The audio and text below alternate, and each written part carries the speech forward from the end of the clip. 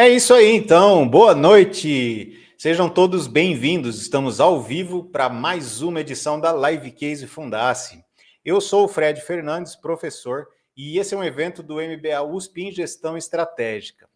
Nossa Live Case, como você já sabe, é uma atividade em que os alunos têm contato direto com dados reais, problemas reais de empresas reais. É uma atividade prática e nessa atividade a gente entrevista um empreendedor de destaque. Esse empreendedor conta um pouquinho da sua trajetória pessoal e profissional, e em seguida a gente apresenta e aborda um problema de gestão real que esse empreendedor viveu ou está vivendo em seu negócio. Esse problema ele está conectado diretamente ao módulo que está relacionado ao estudo, ao que o pessoal do MBA está estudando. Bom, depois dessa apresentação, os alunos vão se reunir em grupos posteriormente para analisar esse caso, né, esse estudo de caso. Então, eles vão identificar as causas raiz do problema que a gente vai abordar e eles vão propor soluções estratégicas, como se fossem consultores, como um projeto de consultoria diante de um desafio real.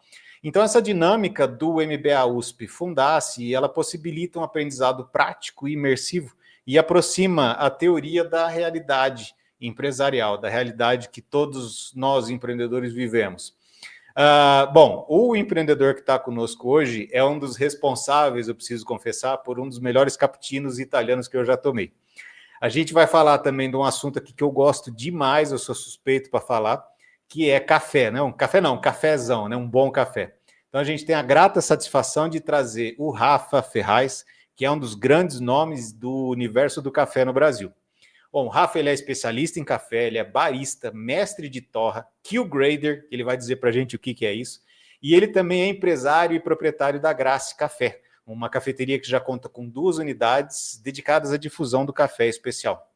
O Rafa trabalhou em diferentes áreas, já morou no exterior e voltou para o Brasil e pirou o cabeção com café especial e começou toda uma jornada aí que ele vai contar para a gente. E ele tem a missão, né? A gente percebe em tudo que ele faz essa missão de levar o conhecimento e a cultura do café especial para as pessoas. Então, Rafa, seja muito bem-vindo, é um prazer ter você aqui com a gente.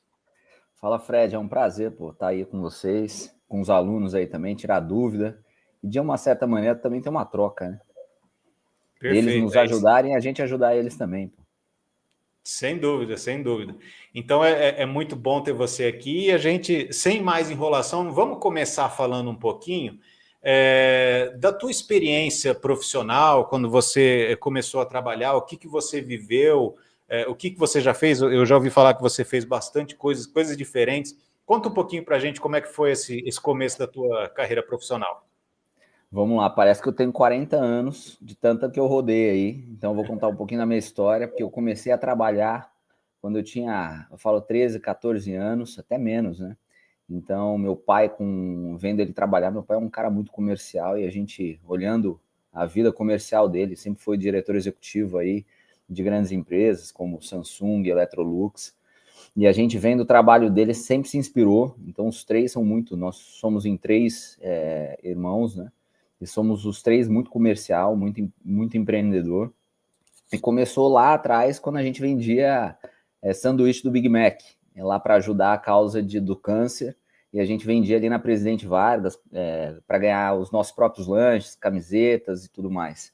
E depois a gente começou a passar a vender, eu comecei a trabalhar com um animador de festa infantil. Quem é de Ribeirão Preto deve conhecer aquele buffet ali perto da Presidente Vargas, do Picanha da Fios Imagination. Então, eu comecei a trabalhar ali com 14, 15 anos, eu ganhava meus R$ 25 por dia ali, né, de trabalho. E a partir dali eu comecei já a minha jornada de trabalho, querendo ganhar meu próprio dinheiro, depender só de mim, não dos outros, né? Então, desde festas que eu participava, baladas, bares, a gente vendia ingresso para poder ganhar o nosso, eu e meus irmãos. E aí, depois eu entrando nisso, meu pai viu com 14, 15 anos ali, ele quis montar algo, sempre teve um sonho de ter algo próprio, e ele achava que os filhos menores deveriam ter alguma coisa, alguma responsabilidade, ele acabou montando a Graça Café. E a Graça Café surgiu em 2006, 2007. Então eu tinha 15 para 16 anos, e a Graça Café surgiu, eu entrei na operação, mas não era algo que eu brilhava meus olhos, então era muita operação de máquina. Eu falo que era uma commodity, era briga de sangue, então máquina por máquina você encontrava na internet, você encontrava outros vendedores também oferecendo aí a briga de preço, né? E naquela época, desculpa interromper, mas naquela época vocês vendiam e alugavam máquinas apenas, né? Exatamente, a gente começou com venda e locação de máquina, né?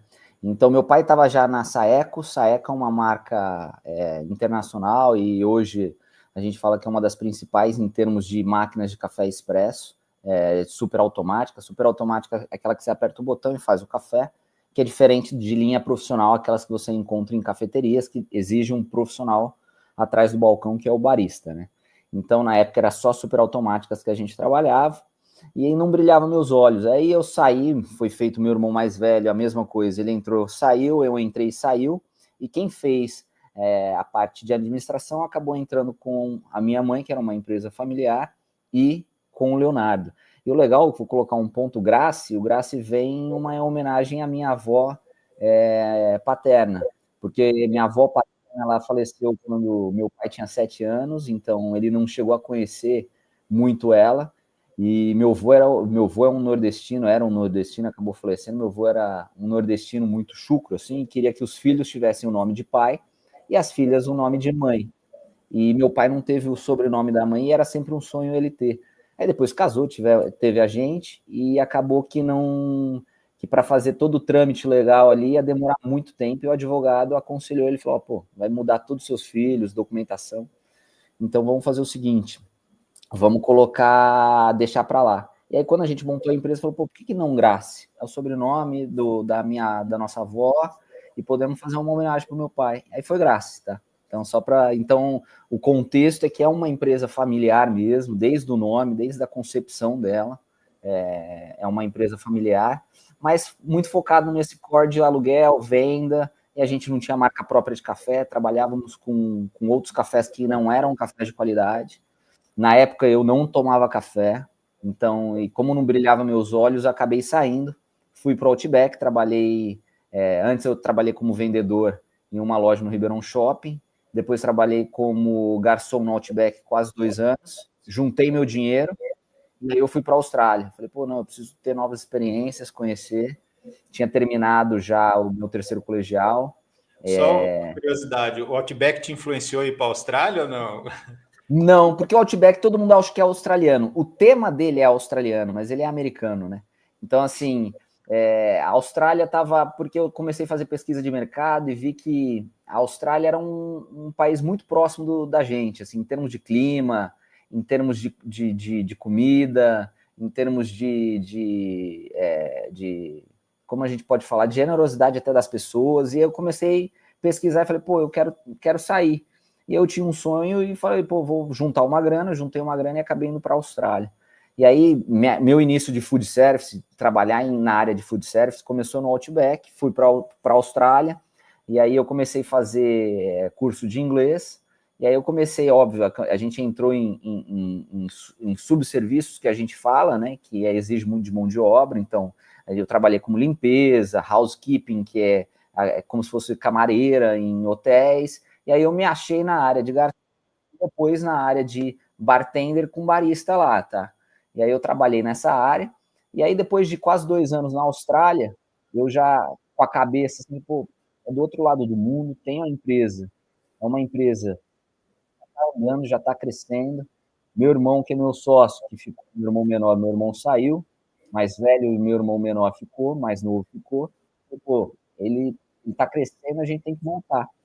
E acabei voltando para cá, mas ainda assim a operação de máquina de café, venda, locação, a gente já tinha ganhado bastante praça aí de locação no mercado, mas ainda não era algo que brilhava nos olhos. Aí veio, em 2014, o pré e pós-impeachment da Dilma, que o dólar foi para as alturas, e nossas máquinas são importadas, né? Então, as máquinas importadas subiu muito o preço, grande parte dos produtos, o portfólio de produtos que a gente tinha de máquina começou a parar e as próprias indústrias começou a trazer menos produtos para cá, então reduziu esse portfólio. E a primeira coisa que as empresas, a partir de uma crise, começam a fazer é cortar custos. E um dos primeiros custos que se corta é o cafezinho, que é de graça, que é dado, mas que poucas pessoas entendem que aquele cafezinho, por mais que apresenta um valor ali em termos de custo, ele gera um valor que é intangível, né? Então, assim, você ter um ambiente onde as pessoas podem relaxar, onde os clientes podem ir lá tomar um café, você tirar aquele foco de só comercial, por isso que tem os coffee breaks aí, os intervalos. Então, poucas empresas, poucas pessoas veem essa liga entre café e empresas, né? Mas cortou todos os custos. E aí as máquinas todas nós que tínhamos em praça começou a voltar, vendas pararam bastante. Foi aí que a gente precisava se movimentar. A gente fala que muitas vezes na crise a gente vê o que a gente está acomodado mesmo e que a gente precisa movimentar. E a gente tinha na época, não tem problema para falar, a gente tinha um caixa de 100 mil reais, isso construído em 7 anos de empresa. Então, a gente tinha um caixa de 100 mil reais. Na época, para a gente era muito, para muitos empreendedores, empresários, é pouco, mas para a gente, na época, era muito. E a gente falou, pô, o que a gente vai fazer? Aí a gente fez uma pesquisa interna mesmo, de que se continuasse daquela forma, em um ano, basicamente, nós queimaríamos todo aquele caixa e quebraríamos, né?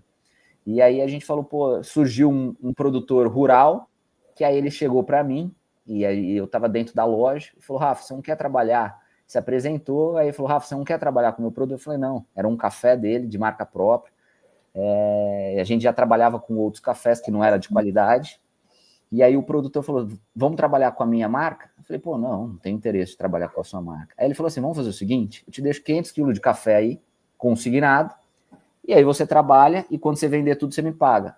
Aí eu me interessei, falei, pô, tá bom, eu vou trabalhar com dinheiro do fornecedor. Então eu não preciso adiantar a compra e vender lá na frente para receber em prazo de, dependendo do pagamento, 30, 45 dias. Então eu vou trabalhar com o que eu tenho aqui sem custo. Beleza, pode deixar. Mas antes eu fui tomar um café com ele. E quando eu tomei o café, era um café de qualidade especial que tinha ganhado, inclusive, um prêmio início, era um café do Cerrado Mineiro. E assim, e sabe a sensação quando você toma e algo desperta na sua cabeça, você abre a cabeça e fala, cara, é isso que eu tenho que trabalhar. Naquele momento que eu tomei o café, eu não gostava de café, em 2013, 2014, eu não gostava de café. E aí, quando eu tomei o café e vi que aquele café poderia tomar sem açúcar, que era doce, eu abri a cabeça e falei, por que a gente está trabalhando com esse produto aqui? E ele torrava lá, e eu já, na mesma hora, falei, pô, você faz marca própria? Aí ele falou, cara, eu faço marca própria. E aí minha cabeça explodiu, né? Veio um brainstorm aqui e falei, putz, cara, a gente tem que ter marca própria nossa, a gente está trabalhando com a marca dos outros. E até ali, em 2014, a nossa marca, que era Graça Café, não era reconhecida. Nós éramos reconhecidos como loja da Saeco. Então, nossa marca estava como pano de fundo. E a frente era a Saeco. Então, todo mundo falou, vamos na loja da Saeco, vamos na loja da Saeco. Não era Graça. E tinha outros concorrentes que também trabalhavam com Saeco. Nós não éramos exclusivos. E aí, eu, olhando aqui, eu falei, pô, a gente precisa movimentar. Meu irmão era da parte comercial, parte de máquina. Eu falei, ô, Léo, meu pai também já estava dentro da operação. Eu falei, pô, a gente precisa movimentar isso. E vamos criar uma marca própria, um café. Isso eu era novo ali, devia ter eu tinha 20, 21, 22 anos. E falei, pô, vamos criar marca própria da Graça e gerar valor para isso. A gente trabalha, em vez de trabalhar para os outros, a gente trabalha com o nosso produto. E aí começou um brainstorm, e aí em 2014, com essa crise, sentamos, eu e meu pai, falou, pô, o que a gente vai fazer? Eu falei, vamos montar uma cafeteria dentro do nosso negócio? O pai falou, vamos.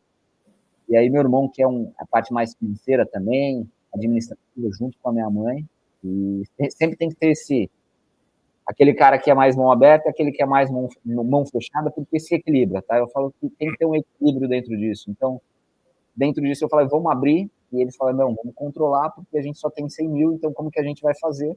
E aí a gente começou a captar dinheiro através da Caixa Econômica, com Finame, Projeto, tem taxas mais baixas, BNDES. Fizemos uma pesquisa de mercado, entendemos que o mercado de café especial era uma tendência que em 5, 6 anos se tornaria realidade. Tinha em metrópoles, em grandes cidades, mas no interior não tinha. Então a gente falou, a gente pode fincar a bandeira aqui de que é o pioneiro de cafés especiais no interior, porque se só encontrava em Belo Horizonte, Rio de Janeiro, São Paulo, Curitiba, mas no interior mesmo não se encontrava. E a gente falou, vamos fazer, e a gente criou no case nosso, a gente usou muito a Colorado como exemplo, porque a Colorado ela fez o que o mercado não esperava. Então, o mercado é dominado pelos grandes, assim como a indústria de café também é dominada pelos grandes, Três Corações, Melita, Pilão, Utan, que agora a Pilão também foi comprada mundialmente, ela está se tornando a maior marca de café do mundo. E a gente falou, pô, não dá para brigar com grande. O que a gente tem que fazer? A gente tem que gerar valor. A gente tem que fugir da commodity. Se a gente entrar na mesma commodity, que era da máquina, a gente vai brigar para o preço. Então, a gente vai montar a cafeteria do outro lado, e aí do outro lado se monta uma cafeteria Pilão, e basicamente eles colocam um preço menor, que eles têm mais margem, têm mais grana, e a gente vai quebrar. Então, vamos trabalhar com produto de qualidade. E vamos usar de exemplo o que a Colorado fez. E estudando o case da Colorado, vimos que a Colorado, diferentemente das grandes indústrias, que elas ofertam para gerar demanda, então vamos um exemplo básico, elas pagam uma gôndola de mercado, enche de propaganda na internet, nas rádios, na TV, e isso gera uma demanda para a compra daquele produto deles. Colorado fez o processo inverso, ela começou a educar os consumidores, abriu uma indústria, aí abriu aquela Colorado que era na Independência, ali onde era o Shoptime, começou a criar a educação das cervejas artesanais. Então, o que é uma cerveja artesanal, o que é puro malte, o que não é, tarará, e começou a se explicar. Aquilo começou a gerar uma demanda. Por quê? Porque a pessoa começou a entender que aquela cerveja que se tomava realmente não era uma cerveja de qualidade como a que a Colorado oferecia. E a Colorado começou a gerar uma demanda, o processo inverso. Então, ela gerou uma demanda e aí os consumidores começaram a querer comprar esses produtos dentro do mercado. E aí veio a oferta. Então, ele gerou a demanda para ir ofertar dentro do mercado, porque os consumidores queriam aquele produto, e aí chegou o Pão de Açúcar, a Savenhago, o Toninho batia na porta do Marcelo da Colorado e falou, pô, você não quer colocar aqui? E aí as indústrias ficavam doidas, porque, pô, a cerveja vendia R$1, R$2, e aí a Colorado vendia uma lata 10. Como assim? Esse cara tá vendendo uma lata 10 e eu tô vendendo uma lata 1 e 2. E eu tô pagando gôndola, esse cara não paga gôndola? Como assim? E aí, dentro desse case, a gente falou tem que ser a mesma coisa. Então, a gente tem que gerar um valor para os consumidores. Temos que oferecer um café diferente que eles têm. E foi quando a gente montou a cafeteria em 2014 para 15, dia 3 de março de 2015, foi onde nós inauguramos lá a cafeteria. E aí, dentro da inauguração na cafeteria, a gente fez o que, basicamente? Educamos o consumidor. E qual que foi a educação do consumidor? Mostrar a diferença de um café de qualidade e a diferença de um café de baixa qualidade, a quantidade de defeito que se tem e tudo mais. Mas iniciamos já com um processo de industrialização, que era a torra, comprando direto do produtor. Por quê? Precisávamos de um storytelling. Precisávamos contar uma história da onde a graça surgiu, o que era a graça e o que ela está gerando de valor, não só para o consumidor, mas para a cadeia como um todo.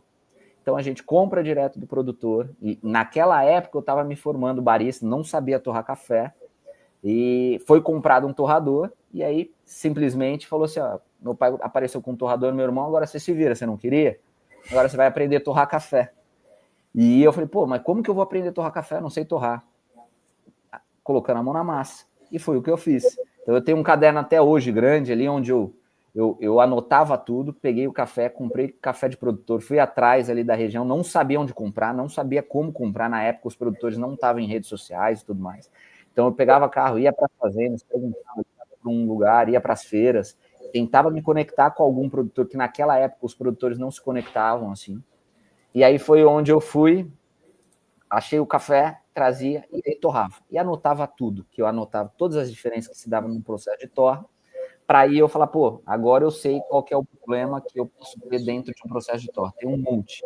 Agora vamos fazer o quê?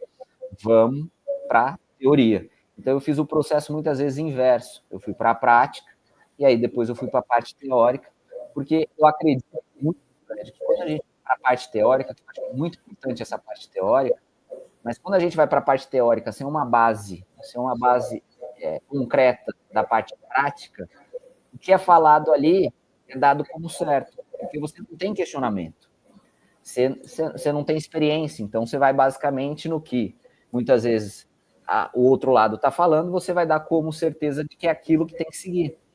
E são É, opiniões. e para você conseguir replicar esse processo, todo esse aprendizado, você tem que criar justamente o processo para que isso seja repetível, né?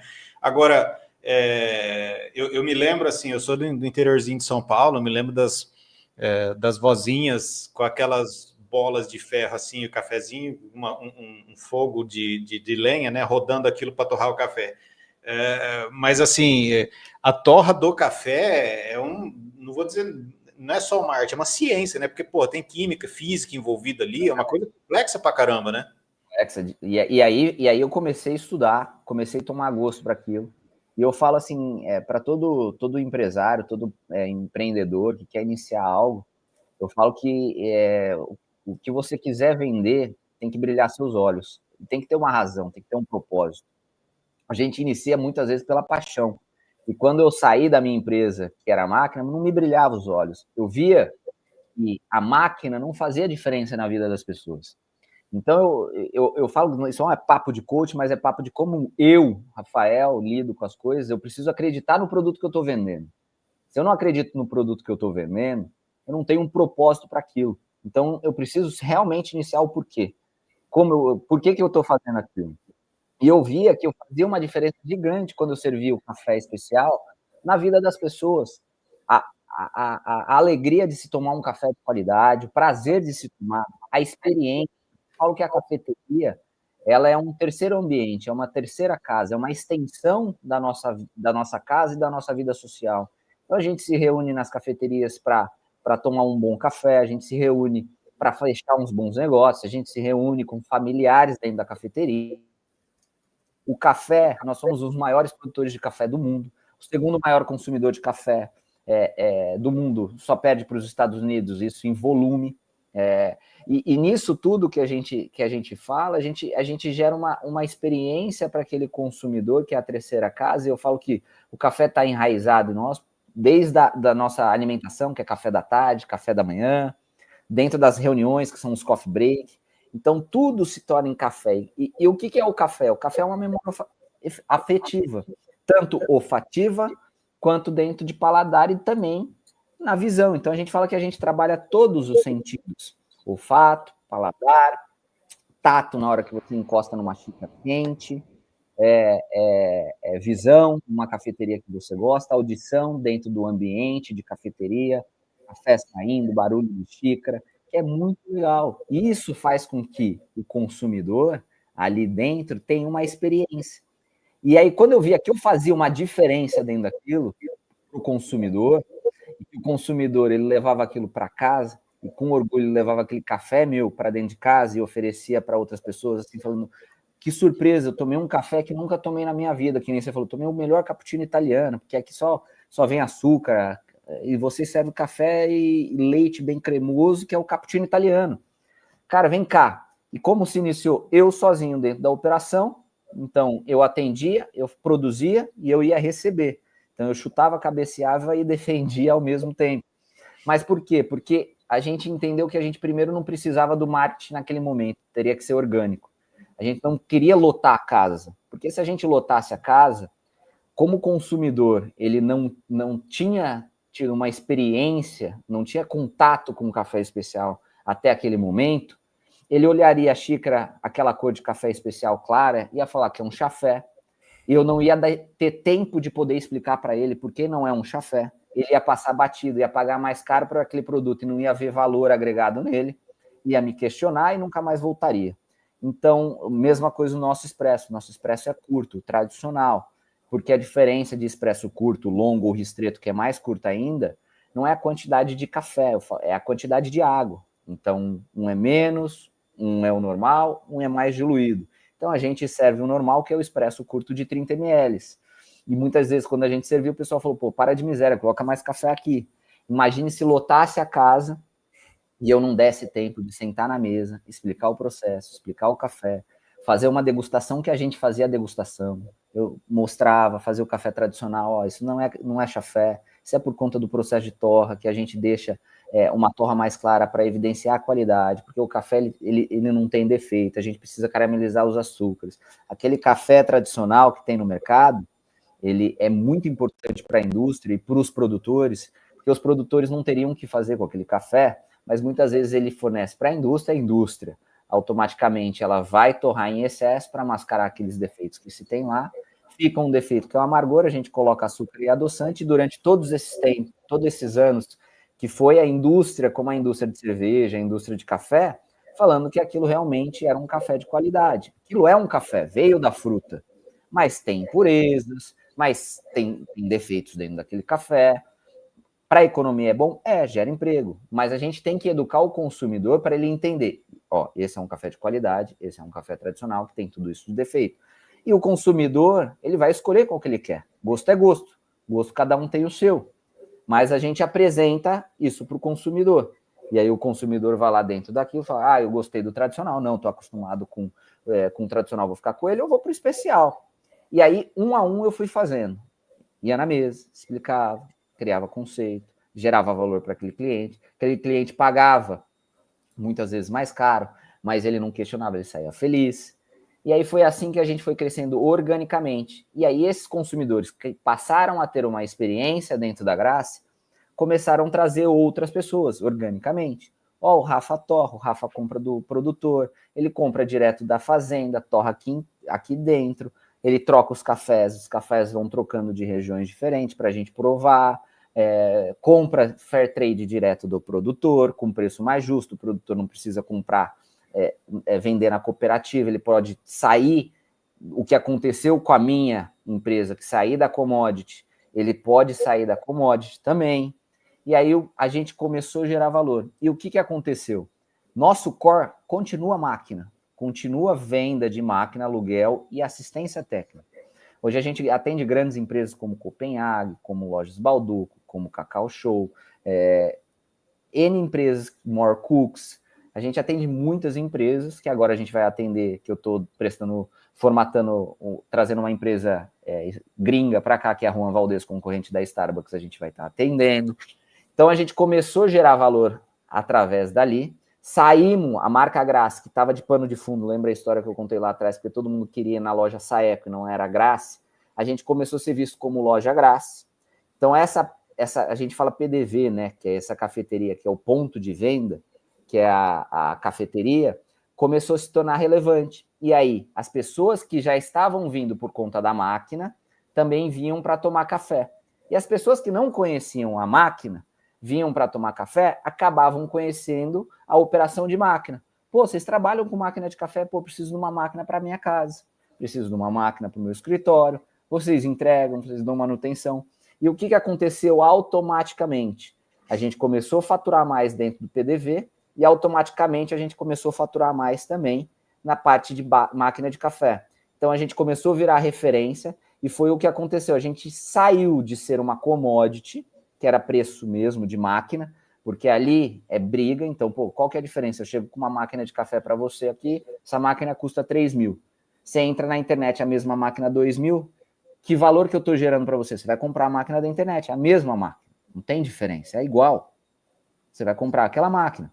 Mas a partir do momento que a gente começou a ter esse atendimento, a gente começou a gerar uma experiência, o consumidor começou a entender o que é a Grace, nós também começamos a nos entender qual que era o nosso propósito.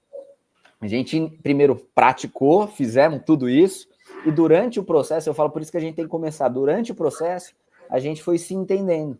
A gente foi olhando para dentro e entendendo qual que era o propósito da Grace e o que era a Grace era. O que a Grace podia gerar de valor. E aí foi quando a gente também fugiu da briga de preço. Então, nós temos preços mais caros do que na internet, porque a internet é um mar de sangue? Temos. Mas eu gero valor para o meu cliente. Eu chego para o meu cliente e falo, pô, minha máquina custa 3.500, na internet você achou a 3.200. Mas E se der um problema na sua máquina? Aí é argumento comercial e também o que a gente pode oferecer. Se der um problema na sua máquina, você vai fazer o quê? Você vai mandar para São Paulo, quanto tempo essa máquina fica parada, vai dar garantia, você vai ter que mandar para onde você comprou. Aqui você está do lado, compensa esses R$ 300 de diferença? Eu vou entregar na sua casa, eu instalo, não te cobro nada. Levo café. Relacionamento, né? Cria um relacionamento, levo café para você. Meu assistente técnico ele vai dar uma aula para você de como regular, porque eu falo que essa criação desses pontos de máquina de venda não é só plug, parece que é plug and use. Plug and use é o quê? Peguei, comprei, instalei e usei. Não é, ele tem diferença, ele tem regulagem. Então, às vezes, o cara compra um café da Graça e vai provar um outro café, ele vai ter que ajustar aquela regulagem. Não dá para se colocar, apertar o botão. Porque, às vezes, aquele padrão de moagem para aquele café é diferente. E aí, meu técnico, quando ele compra, ele leva na sua casa, ele regula a primeira vez, ensina, dá treinamento. Tem valor isso? Não tem. E aí, a gente começou a fugir também da commodity que a gente está falando na parte de máquina. E isso começou a gerar valor para toda a nossa área, até que a gente entendeu também que o nosso negócio precisava estar na internet. Em 2020, quando veio a pandemia, comecei a entender também durante o processo, porque eu era da área de food service, comecei a montar a cafeteria, atender, torrar, fazer tudo lá. Então, acordava muitas vezes, o pessoal acha que vida de empreendedor é fácil, e aí depois, quando se está crescendo, vai tendo mais gestão. Mas no começo é muito operacional. Então, a gente está muito na frente do negócio. Nós somos a operação, nós somos aquela engrenagem que faz as coisas acontecerem. Então, eu acordava, abria a loja às 7 horas da manhã, saía às 10 da noite. Por quê? Porque eu precisava fazer acontecer. Então, durante o período que estava aberta a cafeteria até 7 horas da noite, eu estava na operação de barista. E à noite eu estava como mestre de torra, estudando e fazendo com a torra dos cafés que nós tínhamos lá.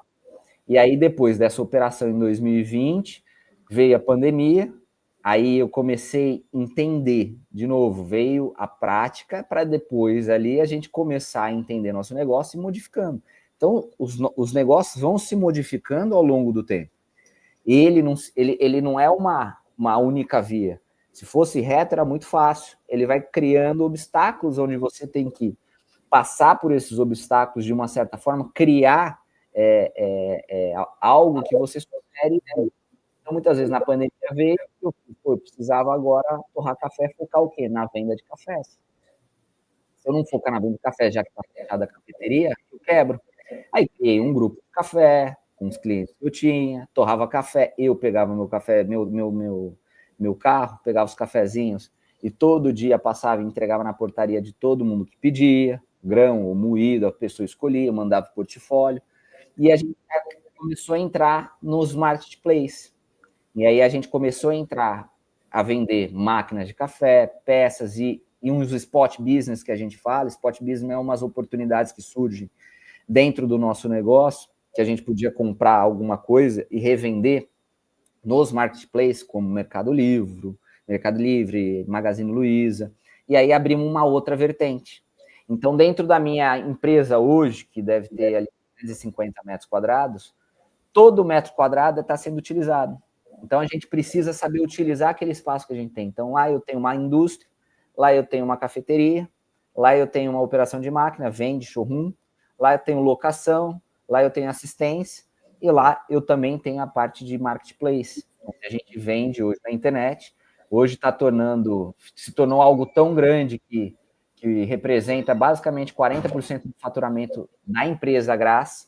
Hoje a Graça é um conglomerado de 3 empresas, tá? Temos a Graça é a segunda unidade de café também dentro da Dabi, que isso abrimos em 2022. Tem a Graça Café, que é cafeteria ali que vocês conhecem, perto da Presidente Vargas. E tem uma Graça Café, são CNPJs distintos, e tem a Graça Café, que é focado para operação de máquina, locação, assistência técnica e para a parte de venda na internet.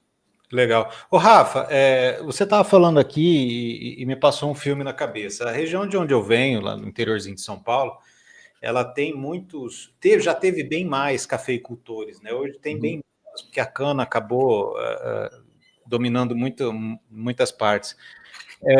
Mas eu me recordo de conhecer pequenos produtores que cuidavam das plantações assim com muito carinho e cuidado, e na hora de entregar o café era commodity, quer dizer, não valia nada mais por causa daquilo, né?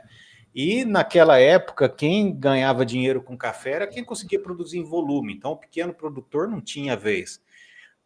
Esse movimento do café especial também foi uma salvação para muitos pequenos produtores, né? Foi, assim, e os pequenos produtores também agora eles estão entendendo mais do produto deles. É o que eu falo, você precisa entender daquele produto. Então os produtores eles tinham muito carinho pelo aquele produto. Eles davam nome, dão nome ainda para talhões, plantas, mas muitas vezes ele não sabia que produto que tinha em mãos. Então eles não sabiam provar café. Então é um erro drástico de quem vai começar a trabalhar com produto não conhecer ele. Então o produtor, por mais que ele é um produtor, ele também é um empreendedor. Ele precisa entender o que ele está trabalhando. E muitas vezes ele pegava aquele produto que ele cuidava com todo carinho, tinha um cuidado especial, que a gente fala que é um cuidado de pós-colheita, ou até de colheita, ou pré-colheita, que é durante o processo de cuidados mesmo em solo, planta e tudo. E ele tinha esse cuidado com as plantas. O que acontecia? Ele pegava aquele produto que era de extrema qualidade, não conhecia aquele produto, jogava na mão de exportadores, provadores, traders, cooperativas, que muitas vezes ela poderia pagar um pouco mais, mas não era o que valia. E quem ganhava naquela época, muitas vezes, é o trader, é o comerciante, porque ele entendia o produto que tinha em mãos, sabia qual era o produto que tinha em mãos, aí ele comprava por R$ 1.000 aquela saca, e ele sabia que lá fora ele poderia vender por $1.000 aquela saca.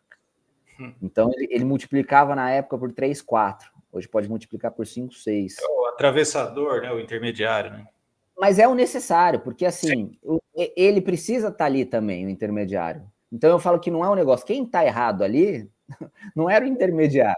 Quem está errado ali, o pessoal fala, pô, o intermediário está explorando ele. Pô, não está explorando, isso é comércio, pô. Isso é o capitalismo, é assim, pô. Se você não souber o que você tem na mão, o seu produto que você tem na mão, quem está errado é você. Você tem que. E eu falo isso para todos os produtores. Teve um caso aí, né, depois da pandemia em 2022, um produtor não sabia o que tinha, aí eu provei o café era um café excelentíssimo, era um café de concurso, que poderia ganhar concurso, e o produtor falou, pô, eu não sei, aí vê quanto você me dá. Então eu falei, tá bom, vou dar, e paguei para ele, óbvio que eu paguei 3 vezes mais do mercado, paguei na época, a saca devia estar R$ 1.000 e poucos, paguei 3.000, 3.000 e pouco, mas o produtor, ele não conhecia o produto. Eu cheguei e falei para ele, pô, se você não conhecer o seu produto que você está trabalhando, se você não provar, porque eu fui fazer um café com ele, falei, você não vai provar? Porque a gente tem umas sessões de cupping, né? Então, o que são as sessões de cupping? Chega a amostra do café cru, a gente classifica aquele café verde, cru que vem, que é uma semente, então o café é uma semente vinda de um fruto. A gente passa depois de classificar ele verde, pela uma quantidade de defeito que se tem, você sabe se ele está de boa qualidade ou indo para o especial, mas ainda não é especial, passa por um processo de industrialização que é a torra, e aí a gente prova esse café, e aí dentro dessa prova de café nós temos 10 atributos, que a gente vai avaliar um a um, pontuando numa escala de 1 a 10. Então, aroma, fragrância, sabor, finalização, corpo, doçura, acidez, geral, xícara limpa, tudo. E a gente pontua cada um desses itens, faz uma somatória, passando de 80 pontos, é considerado café especial. Quanto maior a pontuação, mais complexidade se tem. Mais Esse notas o trabalho do Q-Grader que eu falei no começo, que você... Exatamente. E eu não fui key grader de início, viu, Fred? Para você ter uma noção, eu fui ser key grader depois de 5 anos de operação. Porque para ser key grader hoje, você tem um gasto mais ou menos de 15 a 20 mil reais. Então, uma prova que dura mais ou menos 8 dias, uma semana, você tem um gasto de 11, 12 mil reais, mas você tem só alguns lugares no Brasil que se faz. Então, você vai ter que estadia, moradia, estadia durante a semana, alimentação, tudo, mais o transporte para você ir e voltar, você gastava 15, 20 mil reais tranquilamente. E como eu falava, pô, eu preciso entender primeiro do produto que eu estou trabalhando, E o erro, que de novo, eu vou bater na tecla várias vezes isso, porque é importante, é a pessoa não conhecer o produto na qual trabalha. Eu não fui para a produção. Antes de abrir, eu fui começar a estudar o produto. Eu fui para a fazenda, eu colhi café, eu sequei café, eu torrei café, eu provei café, por mais que eu não sabia provar. Eu fui ouvir quem sabia fazer. Eu fui tirar referência de quem fazia. Fui fazer curso, fui fazer aula. Então, hoje tem vários certificados lá na parede que eu não gostava de ter certificado, mas meu pai é um cara muito comercial e hoje eu dou o braço a torcer, que ele falou, pô, Rafa, Vamos divulgar. Você tem que colocar isso. Eu falei, ô pai, cara, eu não quero isso, cara. Pra que isso, pô? Vou colocar diploma na parede, puta, acho puta babaquice. E ele falava, não, você tem que colocar, Rafa, porque você é um cara novo, você tem 22 anos, 21 anos, tudo isso que você fez de curso, aí poucas pessoas vão entender e muitas vezes não vai validar o que você é, a autoridade que você é. Sim. Então, esses certificados mostram que realmente você tem autoridade, e que você tem autoridade para falar sobre aquele assunto, e isso vai gerar valor para você e para a empresa. Então, coloca. E aí eu falei, pô, eu achei que era muita coisa de ego, eu falei, pô, tá bom, eu cedi ali, coloquei, e aí, voltando para o assunto, depois de uns 4 anos, 5 anos, eu fui fazer essa prova. Porque aí eu falei, pô, eu já provo bastante café, eu já torro bastante café, eu já extraio bastante café, eu já sei mais ou menos sabores, já sei classificar café, fiz um preparatório de classificação, e eu falei, eu vou para lá, porque são 20 e tantos módulos, e se você repete cada módulo que você repete, você tem que pagar 300, 400 reais. Tem módulo que se faz no dia, então dentro desses 20 são 5 ou 6 módulos que você pode fazer, inclusive no mesmo dia, e tem outros módulos que você tem uma segunda chance que você não faz no segundo dia. Você vai ter que voltar para a próxima prova, ou seja, mais gasto, tanto de cada módulo quanto da ida para você ir para o lugar. Eu falei, pô, eu tenho que estar preparado porque eu preciso passar de primeira. Se eu não passar de primeira, como que eu vou fazer? Porque eu estou cuidando ainda da operação. E eu também não tinha todo esse capital. Então, eu estava construindo o capital da empresa. Eu falei, pô, e como eu vou sair da operação? Não vou conseguir sair da operação. Então, eu preciso estudar muito, ter a confiança que eu vou passar. E aí, sim, primeiro tudo na prática, depois também teoria, e aí depois que eu passar, beleza. Reprovei numa parte de torre, mas sorte que o módulo eu poderia fazer no mesmo dia. Fiz no final do dia, passei. Então, consegui passar de primeira, não precisei voltar e me tornei key grader. Mas por que eu me tornei key grader, Fred? Porque eu não tinha a pretensão de ser um provador. Eu tinha a pretensão de entender como se provava um café profissionalmente. E você acabou abordando assim uma série uma série de visões diferentes, de prismas diferentes para conhecer a fundo, né? Mas o Rafa, o problema que a gente precisa abordar é interessante porque ele já está sendo tratado ao longo de toda a nossa conversa, né? Sim. Então, eu até deixei para a gente conversar um pouco mais e para a conversa fluir, para a gente compreender a importância. No que você fala, a gente percebe a importância das ações de sustentabilidade, né? E aí, quando a gente fala em sustentabilidade, vai além daquele tripé básico de econômico, e de social e de ambiental. A gente falou aqui já o que você já executa de ações de sustentabilidade, como, por exemplo, Fair Trade, você compra de pequenos produtores, você paga preços melhores para os produtores, que é uma ação de sustentabilidade. Teve uma passagem que o Enim me contou uma vez, que o Enim é um produtor muito famoso aqui da região, ele exporta café para o mundo inteiro, e ele falou que vocês fizeram uma atividade muito legal de levar os funcionários da cafeteria para conhecer a planta, para plantar, assim, para ter contato com a terra, para ver o que eles estão trabalhando, né? Então, esse tipo de ação, conta um pouquinho mais para a gente o que você entende com essas ações de sustentabilidade, quais você desenvolve, e daqui a pouquinho a gente fala dos desafios que é trabalhar com isso. Vamos lá. Quando a gente começou a trabalhar direto com os pequenos produtores, a gente entendeu que ali sim se fechava um ciclo em um ecossistema de café completo. Porque ali a gente tinha a ligação de onde vinha aquele produto. O que era aquele produto para nós? Qual que era o valor daquele produto real?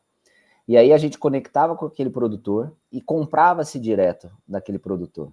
fazendo com que aquele produtor também saísse daquele ciclo vicioso de commodity e gerasse um valor, inclusive, para ele.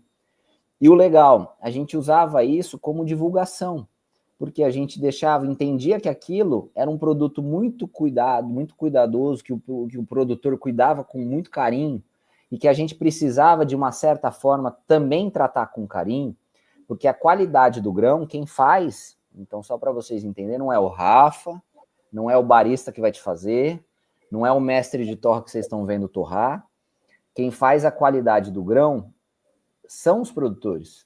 Então, a qualidade se vem do campo.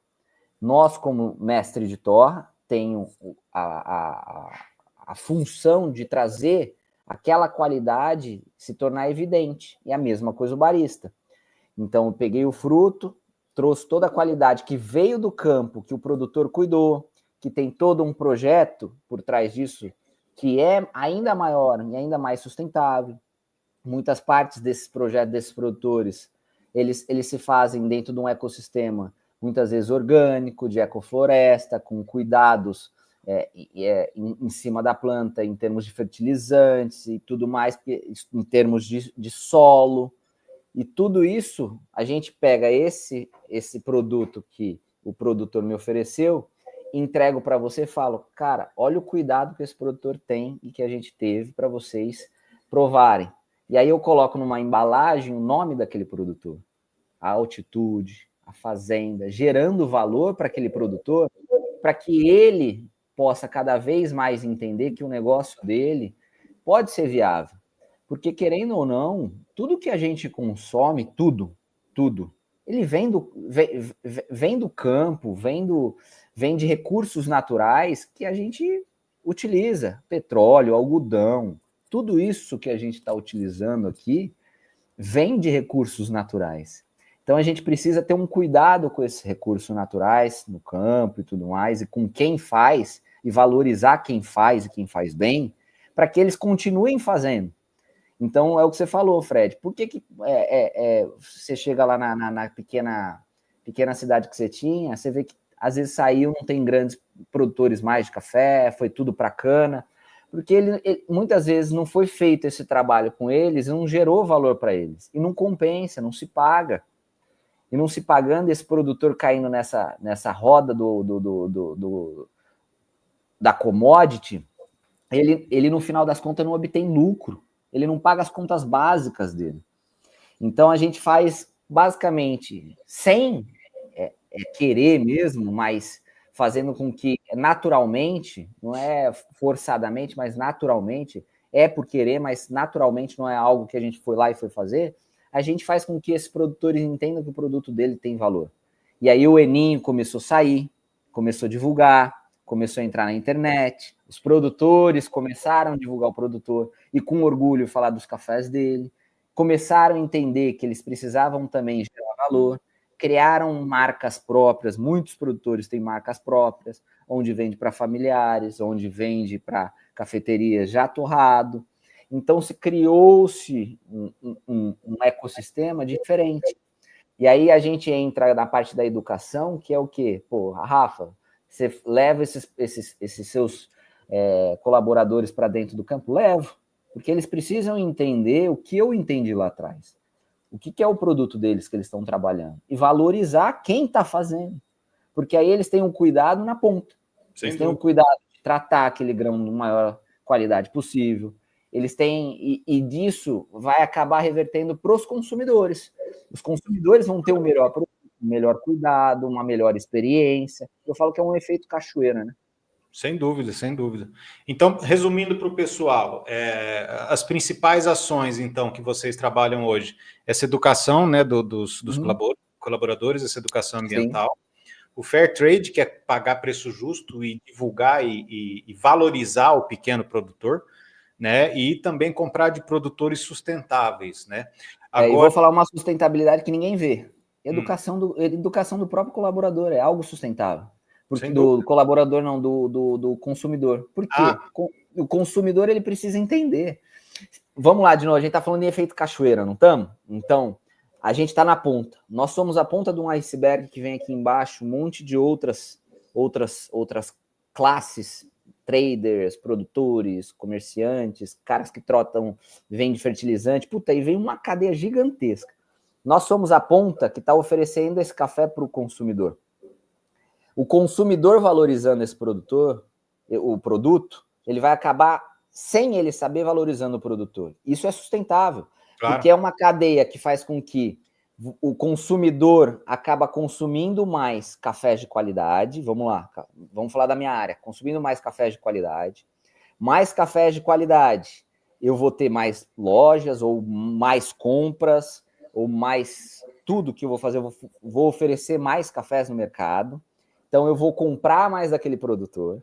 Aquele produtor vai ter mais cuidado e vai produzir mais com mais qualidade. Então, entenda que a cadeia, ela se torna sustentável. E quando a gente fala de sustentabilidade, não é algo só, peguei isso, fiz um fair trade, peguei um copinho de plástico, tirei o copinho de plástico, criei um copinho de bambu que se decompõe no solo. Eu acho que vem da educação, porque eu vou dar um exemplo para você, uma ação que eu fiz, Fred, que um consumidor, na época eu tinha um copinho ali que era de plástico, ainda tem, se tem muito copo de plástico, não tem muitas opções. Mas aí eu trouxe um copinho que ele se decompõe. O nosso copinho hoje é um copinho feito com um material diferente, que ele, se a pessoa jogar no chão, ele se decompõe ali sozinho, ele não se torna um lixo em termos de plástico que agride o meio ambiente, ele vai se decompor. Então ele agride muito menos o sistema. É óbvio que melhor jogar num lixo de novo, que a gente vai depois reutilizar aquele lixo. Então, as pessoas chegavam, por isso que a educação é importante. Nossa, eu tô com um copinho aqui que a gente decompõe tudo. Aí eu tô sendo sustentável? Não. Eu posso estar comprando esse copinho sendo sustentável. Mas se eu não educar meu consumidor com esse copinho, ele não vai se tornar sustentável. Porque o consumidor, ele tem que pegar esse copinho. É mais fácil ele jogar na terra dele do que ele jogar no lixo comum. Porque se ele vai para um lixo comum, ele vai para um aterro ou vai queimar. O que adianta? Então, é um processo que não é completamente sustentável. Ele tem uma quebra ali. Ele é sustentável, ele foi feito para ser sustentável, mas tem uma quebra ali que a gente não pensou, que é essa reciclagem desse produto.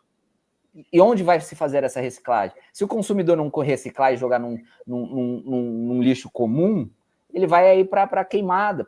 E aí ele não se torna sustentável, ele continua lixo.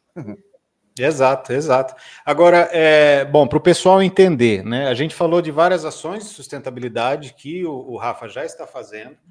E o problema é o seguinte: a gente vai falar rapidamente, algumas são óbvias, né, das dificuldades de implementar novas ações de sustentabilidade. Custo, né, em primeiro lugar. Sim. Segundo, a gente tem, e aí já estamos dando algumas dicas aí para ajudar o Ishikawa do pessoal.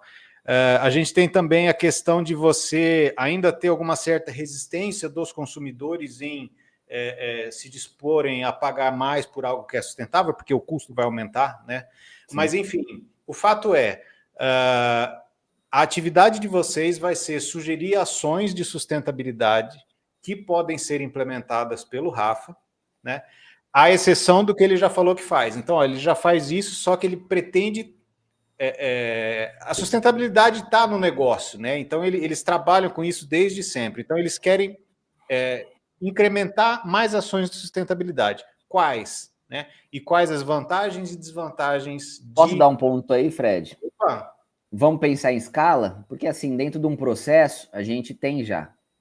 Então, vamos pensar como escalar esse projeto sustentável? Como a gente pode fazer, talvez, com 10 cafeterias, 20 cafeterias? Como que a gente pode fazer a logística disso? Então, eu estou criando algo aqui que, hoje, a minha dificuldade é se tornar algo escalável disso. Então, como que a gente pode se tornar algo grande? Porque a gente está fazendo trabalho de formiguinha, mas a gente está crescendo. Agora, vamos escalar isso? Como a gente pode fazer através de venda de franquias, durante essas vendas de franquias, como a gente vai utilizar, que material a gente vai fazer, qual que vai ser a logística da compra daquele café verde que eu tinha do produtor, como eu trabalho com cafés do Brasil inteiro para cá, e depois eu pegar esse café e tornar isso algo viável para o Brasil inteiro através de outras cafeterias ou clubes de assinatura. Vamos pensar em escala. Agora, a minha dificuldade dentro da sustentabilidade é se tornar escalável. Como a gente vai fazer isso? Perfeito, perfeito. Então tá aí o desafio para o pessoal. Tem uma pergunta aqui da Lígia, né? Algumas eu estou trazendo aqui e tenho comentado contigo, Lígia, se existe alguma ação de conscientização dos produtores com relação à utilização do solo para que se tenha um grão de qualidade? Hoje, basicamente, os produtores já fazem isso para qualidade, porque vamos entender que a planta é um ser vivo. Então, ela se alimenta do que tem dentro do solo. E se você tem, vamos imaginar que a planta somos nós, e a gente precisa se alimentar. Se você se alimenta errado, vai ter um problema de saúde. Como vai cuidar desse problema de saúde? Aí você vai precisar do quê? Mais remédios, que são o quê? Fertilizantes. Então, a base de um bom produto, de uma boa qualidade, é o solo. E os produtores hoje já entenderam isso. Então, quando eu vou nas fazendas, a primeira coisa que se tem é estudo de solo. Então, nós somos aqui, eu falo isso com orgulho, que o Brasil, cara, é o berço de muita tecnologia do agro, cara, é sensacional. E me dói falar isso, porque assim, a gente vai lá fora, os gringos, cara, valorizam cafés. Vou falar café, mas não de cafés aqui, mas de outros lugares, só de café, pode ser cana, pode ser. Valorizam produtos de outros lugares, cara. Então você vai para a Etiópia, você vai para que tem mão de obra escrava, que tem mão de obra infantil, que não tem essa tecnologia muito, mas é muito precário. Em condições. É bem semelhante à cadeia do cacau também, tem bastante esse tipo de problema, né? Cara, a cacau mudou, pô. Eu vou nas fazendas de cacau que eu fui lá, cara, nossa, mudou muito. O Brasil hoje é muita tecnologia, é muita tecnologia. Você entra nas fazendas hoje, tem muito sistema tecnológico. E a gente tem incentivo também dentro do agro, que tem taxas menores para isso, então compensa. E produtores se ajudam dentro do agro. Depois, quando você vai para o agro ali, um produtor ajuda o outro. Pô, preciso de uma máquina, alugo uma máquina para o outro produtor. Então, estou falando de café, preciso de uma colheitadeira, não tenho colheitadeira. Pô, não vou comprar. Pô, o meu eu acabei de colher, eu alugo para você. Então, se torna algo sustentável. E o nosso produto é fenomenal. E dá dó de chegar lá fora e os gringos valorizarem essa mão de obra que toda escrava, que tem tudo. Mas aí entra numa outra linha, que aí eu aprendi muito com os colombianos, na parte. Aí entra a comunicação, o que é importante, é o marketing. Como é feito esse marketing? Quanto que a gente está falando desse produto? De novo, a gente não está educando o consumidor. A mesma coisa que eu faço, vamos imaginar na escala que a gente falou, eu preciso educar esse consumidor.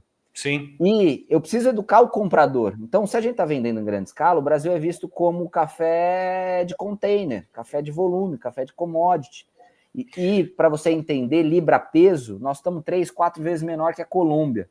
Nossa. E a Colômbia produz muito menos. Eles investem 10 vezes mais em marketing do que a gente. Por quê?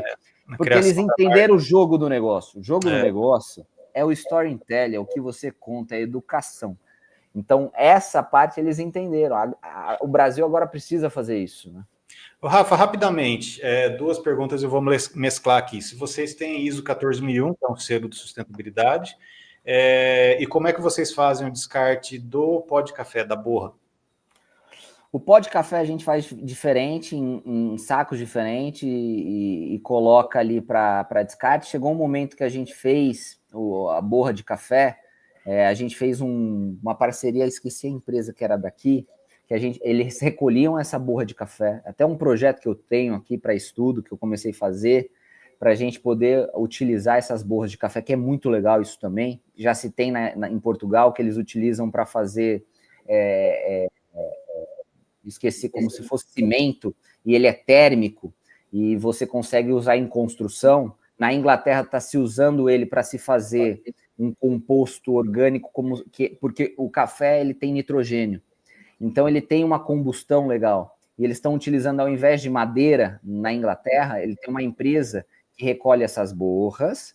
Aí eles têm uma prensa em alta temperatura, que eles secam aquela borra em alta temperatura, cria um bloco e ele vira um carvão, basicamente. Não dá para você usar para lá no frio, para chaminés e tudo mais, como também dá para se usar, por exemplo, aqui no Brasil para churrasco. Até tinha um estudo que eu queria iniciar a fazer isso com o pessoal aí da USP, que eu queria fazer para a gente trazer isso. E aí envolve mais não só o estudo, mas também a logística. Porque como que a gente vai recolher essas borras de café? De que forma a gente vai fazer? Porque se a gente utilizar essa borra de café, e a gente chegamos a utilizar, fazer também composto para planta, então a gente dava depois lá no nosso Instagram, lá atrás, você via, a gente colocava dentro de um saquinho, e aí dava uma receita 100 gramas para 1 litro de água, porque você tem que diluir, porque se você joga a borra direto na planta, como ela tem excesso de nitrogênio e tudo mais, ali no solo ele pode matar a planta, então você dilui para ter uma absorção melhor. Então a gente dava essa receita, a pessoa pegava esse pacotinho na saída e levava. Mas aí a gente parou de fazer isso, porque muitas vezes, mesmo com a placa lá escrito, que era para adubo e tudo mais, as pessoas pegavam aquele café que era borra e fazia café, como se fosse, achava que era café de graça. Falei, não vai dar certo, não, vai achar que o café da graça ali.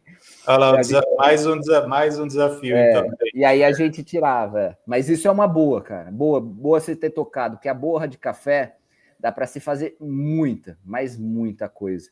E é uma coisa que dá para ganhar não só, porque eu falo que, de novo, é um equilíbrio. Dá para se fazer e ganhar dinheiro. Sim. Mas muito dinheiro. Ali já está matando aqui a dificuldade justamente em tornar o sustentável escalável, né? Isso de fato é o grande desafio, né? Mas, Rafa, cara, infelizmente a gente está chegando no final aqui do nosso horário, passou voando, foi muito legal, muito gostoso. Inclusive, dá para tomar muitos cafés ainda e conversar bastante a respeito, porque o papo foi muito bom. A gente pode marcar para uma outra oportunidade também. Rafa, antes da gente encerrar, eu quero te fazer uma pergunta aqui que eu faço para todo empreendedor com quem eu converso. Só perguntando, a ISO 14001, vocês têm? Não. O seu? Não, ok. Não. Só porque já tinham feito uma pergunta aqui. Bom, para encerrar então, Rafa, fala para mim o que precisa para empreender?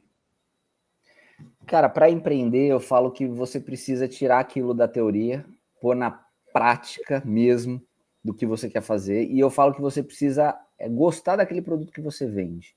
Não necessariamente ser apaixonado, porque depois aquele produto ali, você tem um porquê ali do que vender, né?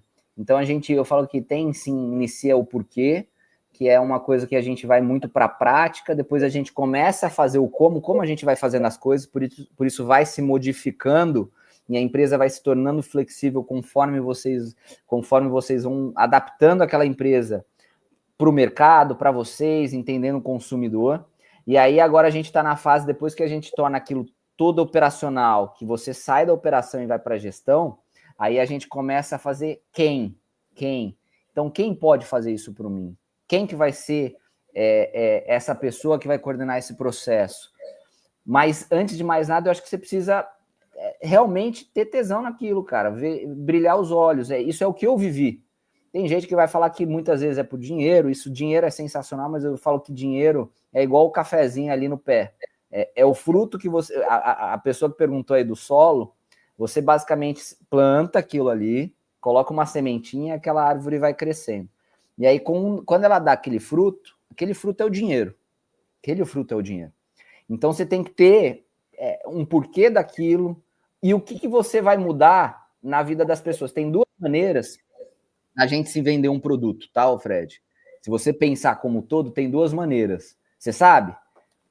Eu brinco pro pessoal, pergunto isso para participar mesmo. Você sabe como duas maneiras de vender? Quais são? Você arrumar uma solução para um problema, esse é um, ou fazer com que a pessoa tenha desejo por aquele produto. Se você colocar, são só essas duas maneiras que você compra um produto ou você vende. Não tem outra. Pode colocar aí. Aí você vai falar, mas pode colocar aí. Comprei um ar-condicionado. Você comprou por quê? Porque você queria um ar frio, né? Tá calor, não tá? Aí você queria um ambiente. Você não comprou pela estética dele, porque é um puta trambolho feio. Você comprou porque você queria um ar frio dentro do seu ambiente de trabalho. Você comprou um tênis, muitas vezes você não tem necessidade de tênis, você comprou porque você teve desejo daquele tênis. Então, essas duas maneiras é a única maneira de você vender.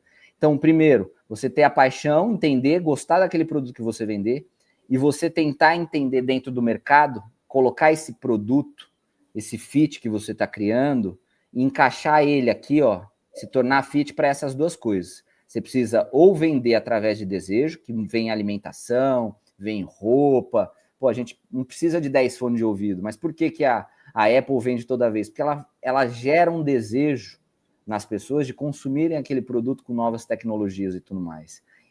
Ou diferencial mesmo, de traduzir alguma coisa, que aí é uma solução de um problema que se tem. Então você pega o produto e cria através desses dois.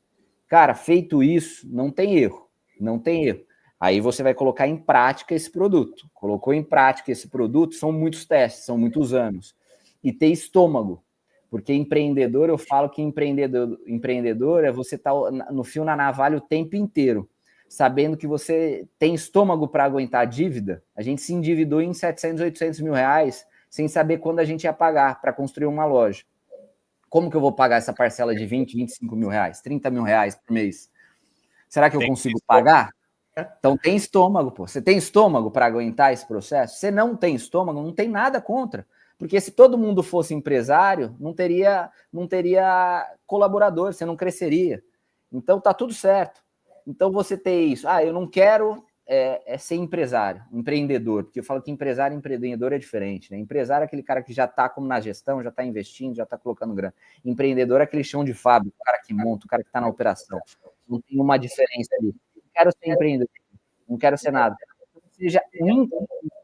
O que é um intraempreendedor? Dentro da sua própria empresa, você pode ser um empreendedor, iniciar ali, sem dívida nenhuma, cara. Melhor coisa que se tem, aprendendo, dando soluções para a empresa, crescendo dentro da empresa, que aí você está sendo intra, você está fazendo algo a mais do que você foi contratado para fazer. Você está se dedicando a ela. A partir daquele momento, você está aprendendo, você está começando a ter estômago, falou, pô, eu tenho capacidade para isso, pô. Eu posso fazer meu negócio render? Posso, cara. Eu tenho capacidade para isso. E aí sim você começa a entrar para empreender dentro do negócio. É isso que eu falo para a galera, falo para todo mundo que faz, para os meus colaboradores. Não tem erro, cara. Não tem erro. Perfeito. Show de bola, cara. Mais uma que chegou aqui, não dá para saber. Tem um Clanangus, não dá para saber quem é. Vocês têm análise do ciclo de vida do produto? Vocês têm algum estudo que faça análise do ciclo de vida do produto de vocês, de toda a cadeia que vocês compram? Vocês têm isso ou não? Tem, o café, o shelf life que você está falando, basicamente é isso? Tem, natural. É um shelf life que você está falando, ciclo de vida do produto, da compra, da saída.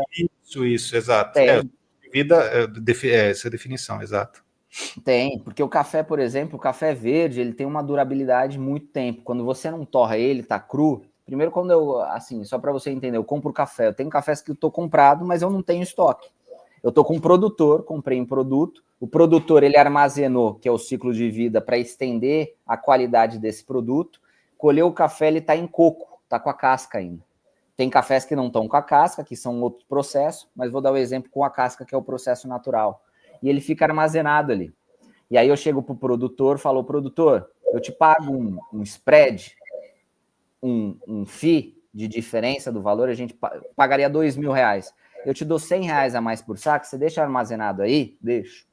Aí na hora que eu faço a compra daquele produto, ele passa por um processo de rebenefício. Tira a casca, tira as impurezas, passa pela eletrônica e vem. E aí esse café verde, ele manteve a qualidade durante aquele processo, ou às vezes até melhorou, é como o vinho. Legal. É como o vinho. E aí esse período ali, agora, ele já está em processo de desgaste. Apareceu verde, fez o rebenefício, ele automaticamente, como ele é um ser vivo e está em contato com o oxigênio, ele vai passando por um processo de degradação, que a gente chama de oxidação. Vai envelhecendo aquele café. E quanto mais processo eu jogo dentro dele, mais eu acelero o processo de oxidação. Então, peguei aquele grão verde, torrei, acelerei o processo de oxidação. Então, um grão torrado, ele tem uma durabilidade de 6 a 1 ano, para manter qualidade, dependendo do invase, da válvula, da embalagem e tudo mais. Tudo, né? Coloquei lá, se está escuro, se não está, se tem alumínio, se tem para respirar e tudo mais. Torrei aquele café, peguei ele e morri. Acelerei mais ainda. O moer o café, dá 15 minutos, se perdeu basicamente todos os aromas e fragrância. Então, moeu, a gente fala, moeu, fudeu. Moeu, fez, cara. Porque você moeu, você pegou aquele grão 2 centímetros, colocou em milhares de micropartículas. Então, o contato com o oxigênio é maior. Então você acelera, vai degradar mais rápido. Mas ele já veio com um processo de degradação lá do campo. Então eu faço com que aquele processo de degradação, eu estenda o shelf life dele através de alguns processos que eu tenho. E aí eu vou torrar sob demanda. Então minha torra hoje é sob demanda. Então meus cafés, vocês vão lá, cara, não passa... Eu nunca vi café meu de um mês de torra. Café meu é uma semana, 10 dias, 15 dias, 20 dias. O cara quer chegar lá, quer comprar moído, não tem moído. É tudo em grão. Eu moo na hora para ele levar. Perfeito. Mas ele tem que entender que o moído na hora, quando ele levar para casa, aquela hora ele vai moer, vai estar bom. Conforme ele vai fazendo, os compostos aromáticos daquele café já vai estar degradando. E ele perdeu toda a qualidade. Então é mais fácil agora eu educar o consumidor a ter um moinho. Compra grão e moe em casa agora, que aí você vai ter mais qualidade. Cara, obrigado pelo papo, obrigado pela aula sobre café. Esse foi o Rafa Ferraz, proprietário da Graça Café, e como a gente vê pelo brilho nos olhos, um apaixonado pelo que faz, né? E é uma coisa muito legal quando a gente entende, né, o que a nossa missão, a gente consegue trabalhar com o que a gente entende como nossa missão, isso aí não tem preço. Então, muito obrigado pela tua participação aqui, a gente até acabou estendendo, porque o papo estava muito bom. E essa foi mais uma edição da Live Case Fundace. Eu sou o Fred Fernandes, professor, e eu tive a honra de conduzir essa live com o Rafa, e é uma atividade do MBA USP em gestão estratégica. Então, nós teremos próximas também, então fiquem conosco, acompanhem o canal aqui da Fundace, que a gente volta a se encontrar. Rafa, obrigado, pessoal, obrigado. Obrigado, Fred, obrigado, até mais. Até a próxima.